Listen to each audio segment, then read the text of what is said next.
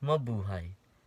Hi everyone, my name is Melvin Cortez Galang. You can call me Melvs because that's what they are calling to me.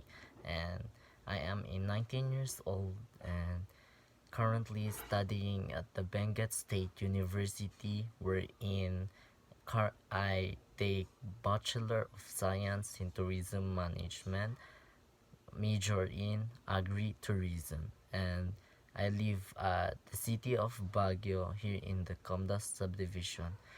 I want to be an intern in Taiwan to take my mid-term OJT this upcoming June, and as well as for my academe to have a good report as well and have some decency, a good thank you.